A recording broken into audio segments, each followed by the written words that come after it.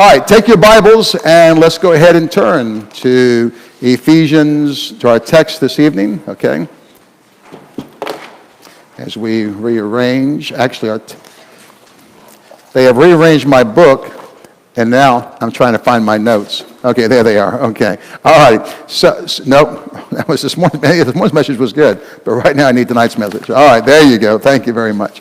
All right. So we're in Acts 23 is where the text is. We'll be in Acts 23, but we're going to start in Ephesians 5 before we get to that.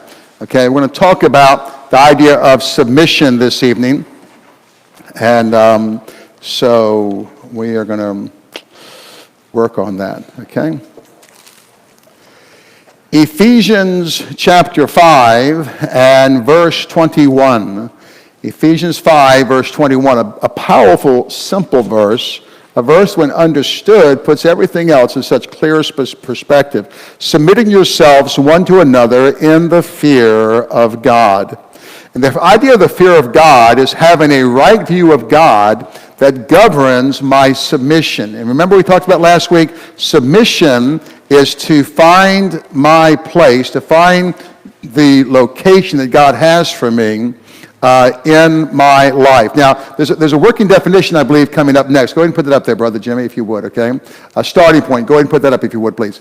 Submission demands the acceptance of what is required by God and the rejection of that which is rejected by God. Now, in the context of that, what I'm talking about is, in our lives, submission is finding the spot that God has me. So if God has me here, okay, it's like in volleyball, okay? If you're playing 6-on-6 in volleyball and the net is here and you're here, okay, on this front left side, okay, you don't need to be over here in this back right corner. Why? Because when the ball comes there, you're going to be missing it, okay, and you're going to interfere with this person playing here.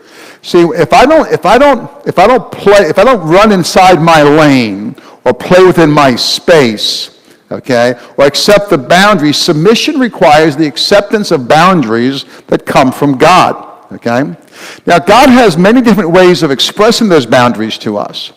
For example, years ago when we were meeting at the Kitty Hawk Elementary School, we actually met in two different locations. We met in the cafeteria, which is now the ball field. When you go by Kitty Hawk Elementary School, where that ball field is now in the front of the school, that used to be, part of that area used to be the cafeteria, and we used to meet in there. And then occasionally we would meet in the gym. And so it would sometimes be determined by the principal because of school events where we'd have to meet.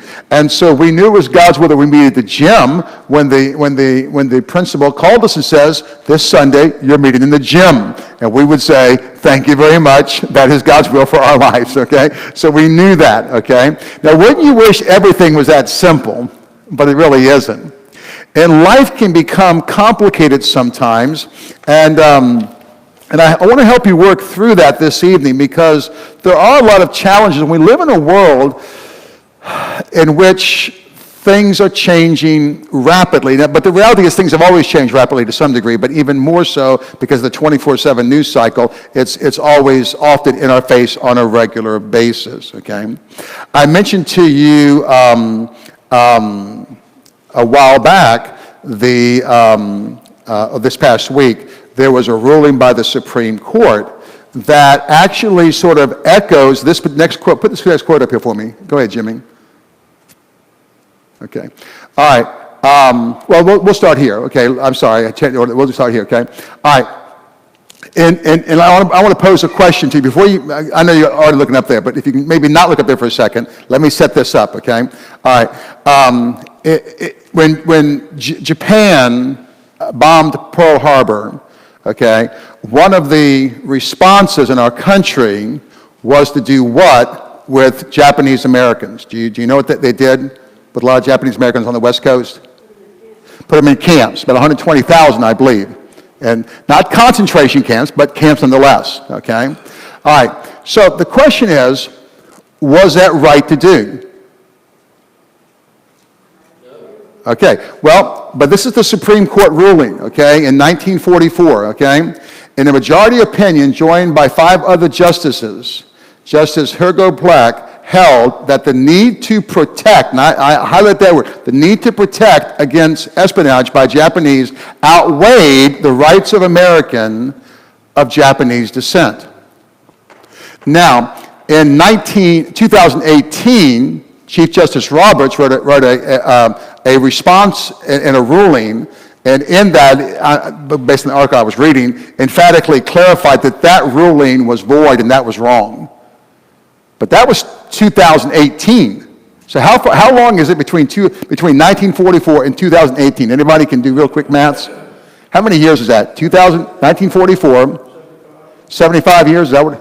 75, 74. So, would a Christian Japanese American that lived on the East Coast, would they have been justified to resist and to seek to avoid internment? We're just talking here, okay? I want to challenge your thinking about something. What do you think? Anybody have a thought here? Would they have been right to not obey the human authority? No? Even though okay, so let me ask you a question. If you were in that same period of time a soldier in the German army, and you were told to escort Jews into the gas chamber, do you have a right to say, no, sir? Okay, but why?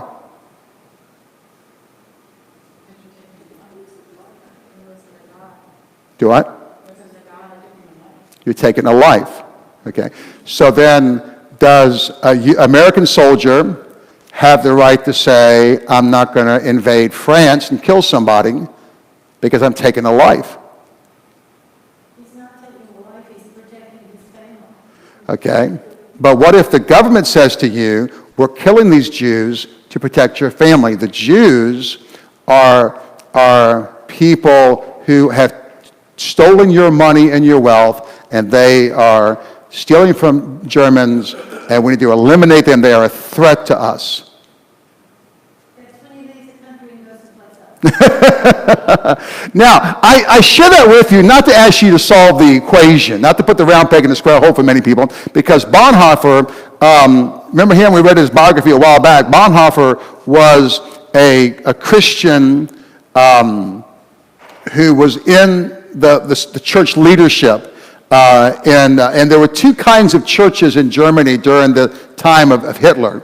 There was the established church, and there were two terms they had for that. But there were two terms, one recognizing the established church, and one the fundamental church, and I forget the two terms they used. Let's go to the next block, okay? Okay. I have these out of order, I apologize. Go to the next one. Okay, Bonhoeffer, 1933. Now, he's writing an essay. He's trying to figure out, because he can tell as a Christian, you have this anti-Jewish sentiment growing in Germany, okay? So what's a Christian to do? In his essay that he wrote in 1933, The Church and the Jewish Question. That's how the Jews talked about it, the Jewish question, okay? And so what do you do about it? It says, first, the church was called to question state injustice. That is true. Okay, the church has a right to acknowledge what's going on that's wrong, okay? For example, we're told that black lives matter, and black lives do matter, and white lives matter, and everybody's life matters. I understand that. And I'm not talking about the rioting that's been going on and that whole thing, but it is not right for someone to kill somebody else arbitrarily. That's not right, okay? But isn't it also true that I'm told 40,000 black babies a year who are killed by abortions, doesn't that matter? And that does matter, okay? And so we are right in saying, that, I think it's 20 million babies 40 million babies worldwide are killed every year, and the only crime is being inside their mother. 40 million. The virus isn't going close to that, at least right now, okay? In 1 year, we human beings in the world. Now, is that wrong? And should a church not take a stand against that? and say that is wrong to kill somebody, and we should, and we do, okay? He says, now we take, okay, second, it is an objection to help, secondly, it had the obligation to help all victims of injustice, whether they were Christians or not, and that is true. If your neighbor winds up in crisis and you can help them, whether they're saved or not, shouldn't you help them?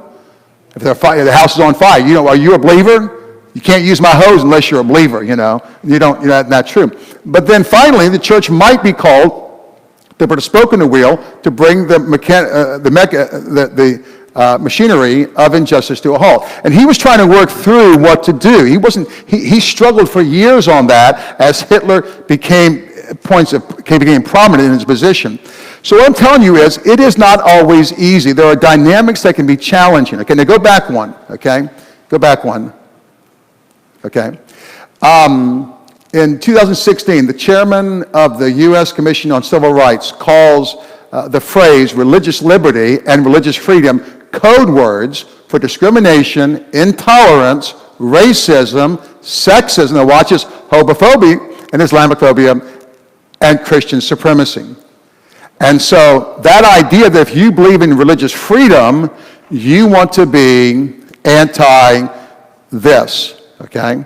Now, the reason why the Supreme Court ruling this past week was so significant was because it said that you cannot discriminate somebody. So, for example, one of the cases was a Christian family who owned a funeral home in Michigan and didn't want somebody on their staff with a lifestyle contrary they didn't believe was right. And they let them go, everything for a number of reasons, but that was one of the reasons, and the court says you can't do that, okay? You say, well, they shouldn't have do that. Well, maybe not, but what happens when that person applies at Bob Jones University or Ambassador Baptist College or the Wilds Camp to serve, and their application is denied because they are that way, okay? What happens then? Do they have to do you have to hire a homosexual camper counselor to sleep with the kid? I mean, it goes on and on. You see what I'm saying? So that's the challenge. Okay, now let's go to the next slide. Okay, and then one more. Okay, so we're going to, which way are you going? Go ahead, hit it. Okay, that's fine. Okay, that's fine. Okay, thank you. Okay, so what you have to do is you need to be prepared in your own mind to work through this concept of submission so you understand how God would have you to make choices you have to make in your own life, okay? And so I remember when I was, it's going to be small things. I remember when I was working at did everybody ever hear of Zehrs department stores? Zehrs? Is that where I work? I think Zehrs. That's like from the dark ages, okay?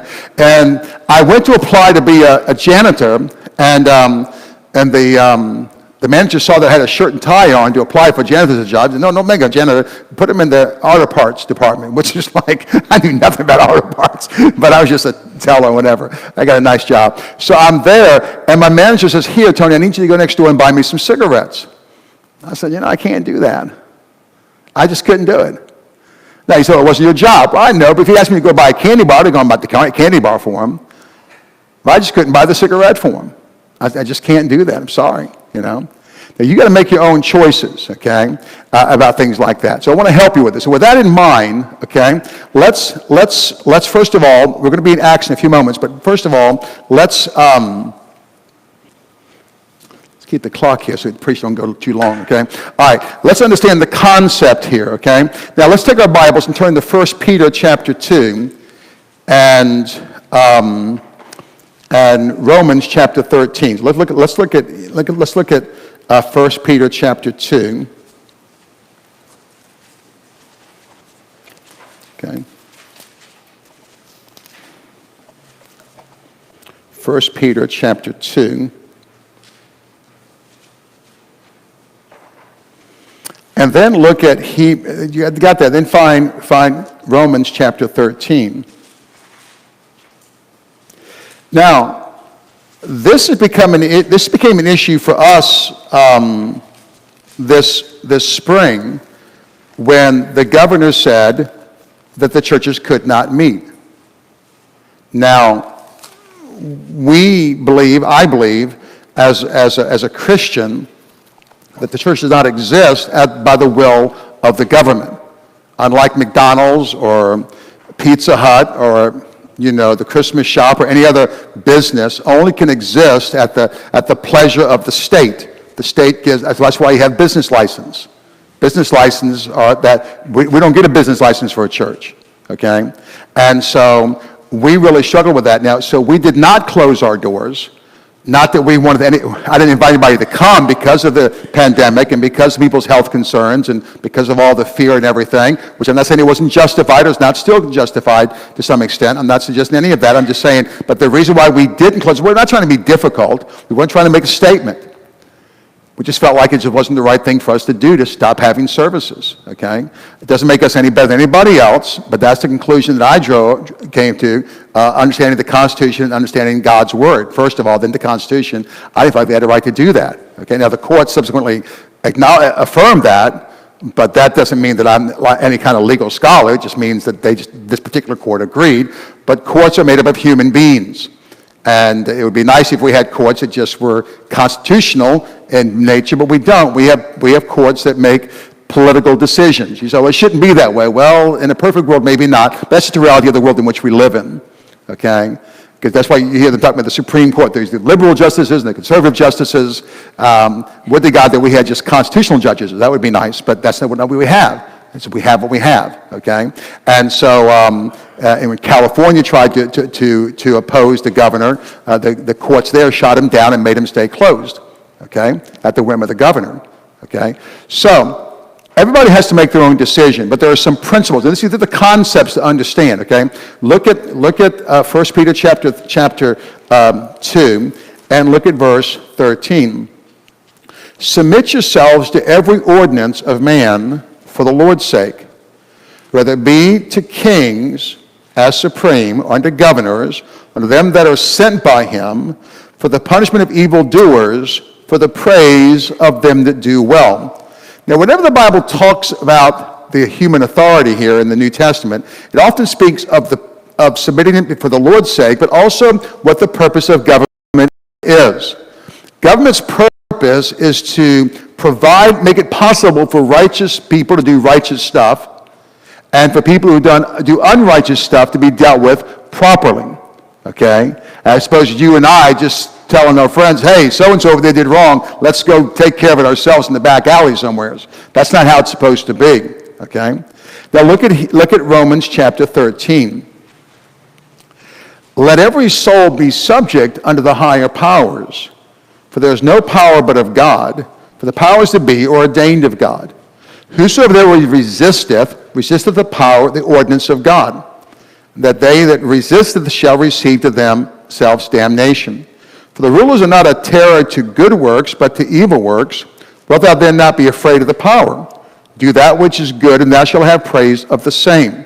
But look at verse 4. For he is a minister of God to thee for good. Now you have to understand, he is not speaking here in the context of some America you might think once existed when everything was pure and clean and right, okay? He was, in this time, the leadership in Rome, okay, not very, very godly, okay?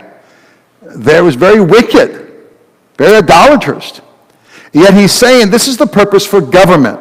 The fact is, the Roman government, for all of its ills and all of its shortcomings, one of the reasons on a human level why the gospel spread so much in the first century was because the Roman government had so conquered and established stability in the Mediterranean Sea area and developed roads and a legal system that you could pass relatively safely compared to 100 years before, 200 years before, from place to place. And there was actually a network of government and authority, not a bunch of wars going on constantly between Philippi and Ephesus and Thessalonica and Corinth. In Corinth, there was relative peace in the Roman government, Roman kingdom. So it did serve a lot of good purposes, okay? And so that's the point, okay? But now turn, if you would, please, to Acts chapter 5. But what happens when, in fact, the government requires something of you, or the human authority, that you cannot do. That before God, it's something you cannot do. Okay? Now, for example, if the legal things unfold in years to come, as they have in the past, and there's no guarantee it will or it won't, but if it does, then at some point, because moral perversion has been now made a civil rights, and it's the same as being black or Hispanic, then a ministry that will reject someone for the homosexual activity as a member or a staff person will most likely lose the tax exempt status as a start, and then possibly have other restrictions added onto them. Okay? It happened in the 1980s in some other areas when churches that had beliefs that I didn't have, but the court said, in the Supreme Court in the 1980s said that when a religious group has a position that is so antithetical to the social norms, it has to be subordinated to that despite religious freedom. And I'm paraphrasing the ruling. But that's what you have to be conscious of. Now, with that said, so what's a Christian to do? Well, in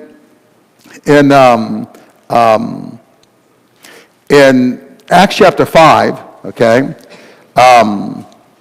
you have in verse 17, and the high priest rose up, and in verse 18, they laid hands on the apostles and put them in a common prison. They wind up being in prison for their faith, okay? And then verse 25, they're commanded then to go forward, brought them out, and look at verse 28, saying, did not we straitly command you that ye should not teach in this name? And behold, ye have filled Jerusalem with your doctrine, and intended to bring this man's blood upon us. And Peter and the other apostles answered and said, we ought to obey God rather than man. Okay? The God of our fathers raised up Jesus whom ye slew and hanged on the tree. Okay? And so that begins a concept here that you have to obey God before man. So when man attempts to confront you and to deny you, okay, then you've got to do what God calls you to do. Now that's a decision you have to, that's the concept, okay? The concept is I obey the law as long as the law doesn't stop me from obeying God. But when the law says I can't obey God, then I have to obey God. All right? Now that's the concept in general. Let's talk about the application. Okay, so number 2, understand the application. Okay? I want you to look at, and this is go back to Acts chapter 23. Because in Acts 23 and 22 and 23, there are some principles I want to just share with you to help you in your thinking as you have to understand how you're going to proceed in your life as you have to make decisions in your life concerning the authority that God has placed in your life and how you respond to it. Okay? So look at Acts. First, I want to give you 3 things to write down. Number 1, you see in this passage, let's get the setting here first. What you have here, and you have Paul has gone to Jerusalem. He was warned not to go by some people, but he went anyhow. There's a debate among Christians whether he should have gone, but he's there. Now he's being put under arrest. And in chapter 22, he begins giving his testimony about what God has done and so forth like that. And now becomes this challenge. He's going to be beaten or threatened to be beaten and imprisoned. Okay? So, look at verse 20, chapter 22, and look at verse 25. Okay? And as they bound him with these thongs, these leather ropes, Paul said to the centurion that stood by, is it lawful for you to scourge a man that is a Roman and uncondemned? Now, you have to understand what they used to do.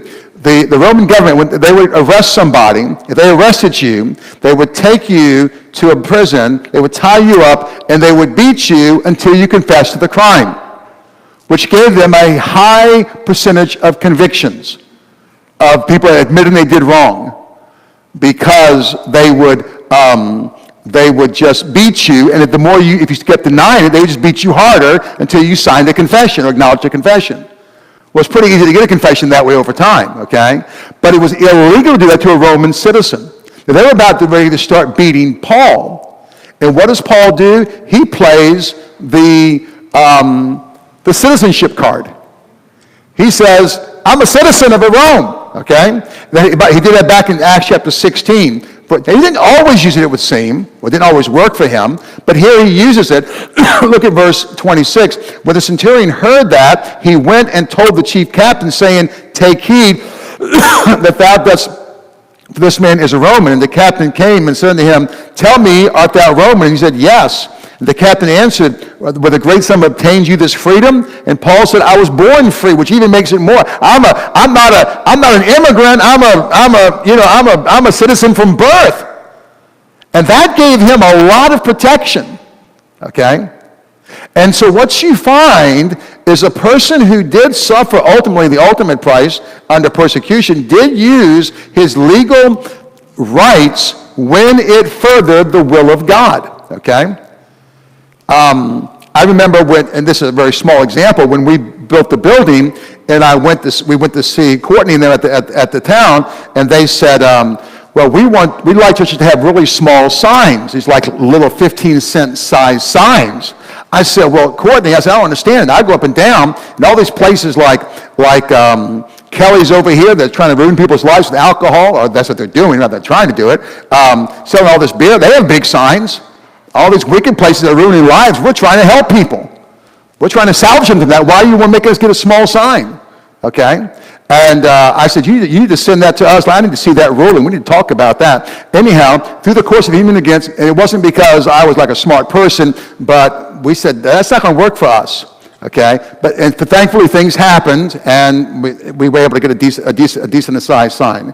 Now, I'm praying those two trees would just fall down and die. That would be a blessing to me if lightning hit the two trees, but that's just my thinking. But anyhow, but the point is that you have a right to exercise your legal right if it's for the cause of Christ, okay? That you can do that, okay? Second, here's the second thing. Let's look at the passage first. So in verse 20, look at chapter 23. Paul, earnestly beholding the council, said, men and brethren, I have lived in good conscience before God until this day. Doesn't mean he was perfect, but he wasn't guilty of anything. And the high priest, Ananias, commanded that them that stood by to smite him on the mouth. Then said Paul to him, God shall smite thee, thy whited wall. Now let me just explain to you the whited wall concept. In Israel, they buried people in these walls. And for a Jew to get near a dead body made them unclean. And so they would mark them by painting the walls white. And the white would be a acknowledgement that behind it is death. Okay? It would be light, but behind it is death. It would acknowledge that's a bad place. So when he said whited wall, he's saying you look spiritual on the outside, but inside you're dead. You're a dead meat. You're not really there. Okay? All right. Now watch this, okay? Thou judgest me, for sittest thou in judgment me after the law, and hath commandest me to be smitten contrary to the law. So he's saying you're a man of the law, but you had no legal right, biblical right to smack me like you did. So he's calling them on that, okay? But look at verse 4. They that stood by said, revilest thou God's high priest? Now look at verse 5. Then said Paul, I wish not, brethren, that he was a high priest, for it is written, thou shalt not speak evil of the rulers of thy people. Now, Paul's objection to what the high priest did was a legitimate objection. But his disrespectful manner, he was correcting himself for. He was saying, even though I don't agree with you, me being disrespectful to you is not appropriate. So point number 2, point A, is you use legal rights to further the will of God. Letter B, you respect the position and not the person. You respect the position and not the person. You see, we've lost that. And I'll tell you where we lost it, okay, among Christians in our country, where it really went sideways, okay? It was in 1992 with the election of Bill Clinton, okay? Now, for us old people who follow the news, okay, It became very popular. I had the only time I almost shut a speaker down from the pulpit in my church as a pastor, I had a guest speaker the Sunday after Clinton won in 92. And he got up, and he said some really stupid stuff about Clinton. He said, was it right? I don't know if it was right or not, but he had no business saying what he said from the pulpit. Now, it was this close to shut, and the guy cost me like 4 families in the church. They were visiting our church, thinking about joining, and we had a big day, and he just blew it, okay? He thought he was just a macho guy, throwing him under the bus, saying, oh, he's a sorry dog, Okay, I'm just saying that we have to understand that we respect the position and not the personality. You get called, we're in a small town, okay? So I've been pulled over, not much by cops, but I have been pulled over by cops. One time, a guy called me over because I was collecting wood, and somebody had called on me and had misrepresented what I was doing. And so the guy comes out and says, hey, Pastor Tony. I knew the guy. And I explained what happened. But I've had somebody call me on something, police officer, and they were very rude. They were rude. And they didn't do right. They weren't right, okay? And I got frustrated with them. But the man's got a gun. And the man can make my life miserable more than it is by what he's going to do, okay? And so I said, yes, sir. He said, well, you just stood up for your rights. Well, I like to live. And so it wasn't that big a deal. But you got to respect the position, okay? And we have to understand that if we lose that, and what happens sometimes with our children is, children come home and they talk about their mean and ugly teachers, and sometimes parents don't correct them on that, okay, or maybe they do. But then dad comes home and talks about how bad about his boss or her boss, in disrespectful fashion, and so the kids learn that it's okay to be disrespectful to people in authority over you, okay? But what did the Bible say? Those in authority over me were given by God. So I got to respect the position, okay? So the presidents that I don't agree with politically, if they came into a room, I would stand up. The idea of being disrespectful, be it to Trump or to Clinton or to Obama or to Bush or to any president, to me is just a foreign concept. You shouldn't be disrespectful of them because of the position. Now, you may disagree with their policy, obviously, and vote early, vote often, and support the people you think that you can support, and to articulate and put your Facebook postings, whatever you want to do. Yes, this is wrong. They're the most terrible person in the whole world as far as what they're doing. That's fine. But we have to make sure that we respect the position, okay? Because the time comes in countries where you need a leader. I'm going through a book right now, 1940, 1941, in England. And the only reason the Germans didn't conquer England in 1940 and 41, before Pearl Harbor, okay, was just 2 words, Winston Churchill. That's the only reason why they succeeded. But they needed a leader like Winston Churchill in that period of time for that saved that country. And countries have times where they need a president or a prime minister, okay? And so we got to be careful that we don't confuse that idea. Respect the position and not the personality. Number 3, okay, let's look at chapter 22, look at verse 12. In verse 12, just 2 more very quickly, verse 12, and when it was day, certain of the Jews banded together, and they put themselves under a curse, saying that we're going to kill Paul, and they made a covenant, a vow, we're going to kill Paul, we're not going to eat again until we kill him, okay? And as that unfolds, look at verse 16, and when Paul's sister's son heard of their lying in wait, he went and entered into the castle and told Paul, okay? So now Paul gets this memo, this text, if you were, not by texting, but his nephew comes, hey, they're planning on killing you, okay? Look what happens, okay?